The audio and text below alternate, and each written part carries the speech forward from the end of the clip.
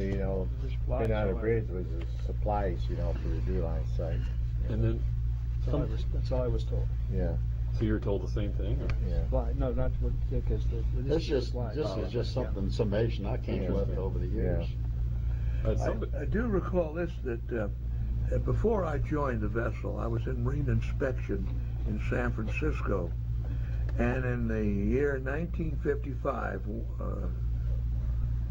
maybe 56, the year before 56, before I joined the stores, one of the men in our office, he was Lieutenant Commander Gill, and he was in marine inspection. He and I had gone down as a team more than once. He looked at lifeboats and all, and I looked at boilers and pumps. And he was given temporary assignment of about 3 months duration to go up to the DEW line and work with the Navy and do what he was told to do. And he obeyed, of course, went there. And I remember that, Gill. And I never chatted with him very much when he came back as to the do's and don'ts and all about it. And I recall that, yeah. Yeah. Well, somebody mentioned that the nuclear submarine Nautilus went up to the North Pole at about the same time as it was the same time it was underwater. Do you think that was intended or just coincidental? I don't know if it was intended or not, but I know it got a lot of headlines. It did. Stole our thunder. Everything, anything. Was Captain Beach the one in charge of that one? He may have been, I'm not sure. Because Captain Beach wrote some books. I'm not sure if he was a skipper of that Nautilus, but that was quite a eye-catching event. Indeed, it was. Yes, it was. Do you think that your group was sent up there, perhaps just in case they needed assistance somehow? No. Or? I don't think there was a a correlation. I do not think so. Huh. Okay. Because that was what we were doing. Yeah. All right. But anyway, we kept sounding waters, you know, as we kept going along and everything. And I know we got all the way, I forget the name after Simpson Strait, what the next one is. I don't know. I know on the chart, if you follow the chart, you know, it's easier for me if you come in from Greenland, you go through Bellot Straits, and then you got a passage that comes south. And when it comes south, go to where Simpson Straits is. Okay.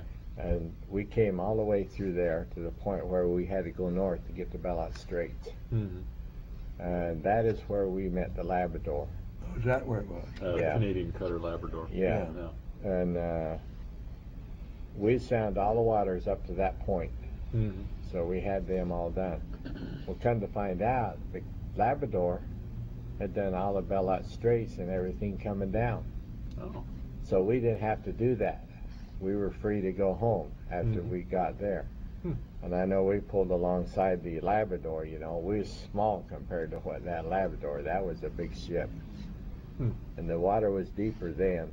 And of course we had the other two ships, you know. And so you wrapped them up together? Or? Yep. Yeah, they were tied together. All the ships were? Yeah. Crews got to intermingle. I can testify They got to intermingle and everything. We found out that they had rum rations. coolers with beer on them. I mean, actually, dispenser, they could get a beer anytime they wanted. Really? Yeah. So a lot of your crew jumped ship and went over to the Well, we went over and had a beer. They tried to do everything they could to get over there, you know. Animal got over, I know that. I didn't. Did it? I got over. I didn't get over. Now, the Labrador was a larger vessel. I would estimate her length might have approached 400 feet. It was a magnificent-looking vessel. Yeah. Very fine lines. And it was designed for multi-purpose Arctic work and so forth. Sure. And the skipper of it was Captain Pullen. And the rumors were he was destined to be an admiral in the Canadian Navy. Yeah. And he was sort of a little prima donna in a way, in loose sense. But he'd also served his time with the British Navy, the English Navy. And that was a requirement of Canadian. Oh. You served time with the Brits, and then you were destined for star power in the Canadian fleet. It was still Commonwealth at that time. It was not. Perhaps, I don't know, but there still was alliance allegiance there. Yeah. And so Captain Pullen did indeed later on become an admiral. I do know that. I also remember that the Canadian fellows, they had a deal. I think they had to serve 21 years to get a retirement, a full pension. Mm-hmm.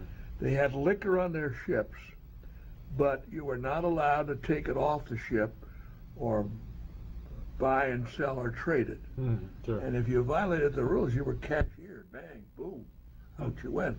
They were strict about that. And I remember the engineering department on the Labrador.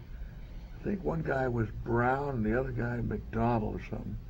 One was a Scotsman and the other was English.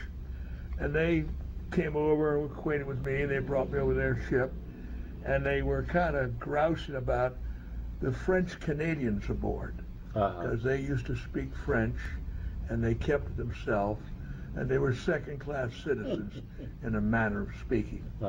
Yeah. And later on when I traveled in Canada, I could see there was definitely a little distinction there. Yeah. Sure, sure. At any rate, but the Labrador was a fine-looking vessel, and she led the way.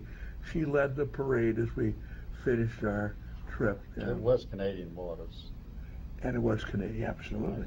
Well, the whole sector, Canada is larger than the United States. I don't know about Alaska, but because it goes up to the poles, sector. What was it? The Storis, she's about 255 feet in length? 230.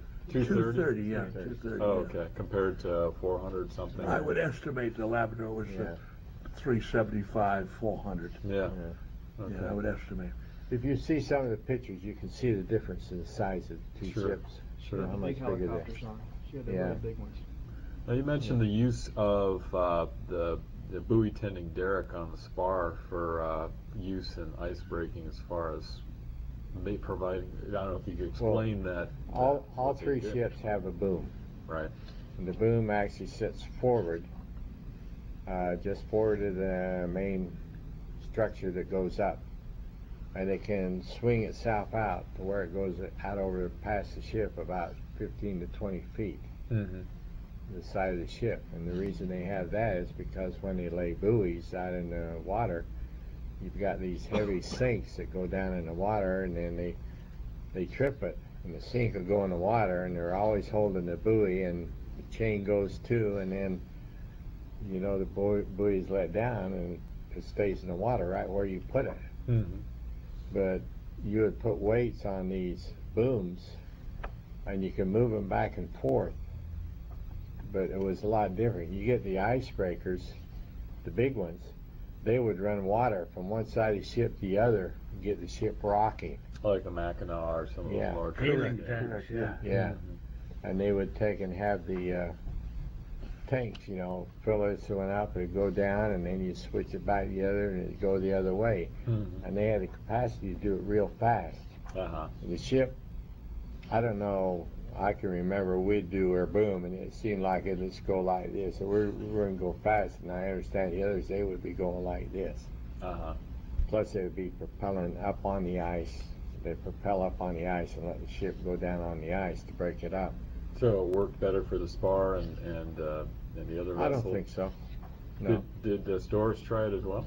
Oh yeah. Oh, yeah. Oh yeah. So you did that a lot, huh? He did that a lot. All three ships were doing that, if they had to go through the ice or something like that. That was to rock the ship, huh? Just rock the ship back and forth, and then go up on the ice and back off, and then go up on the ice and back off, and you rock the ship. Is that something that you kind of invented along the way, or was that already It's kind of a known technique before? I don't know.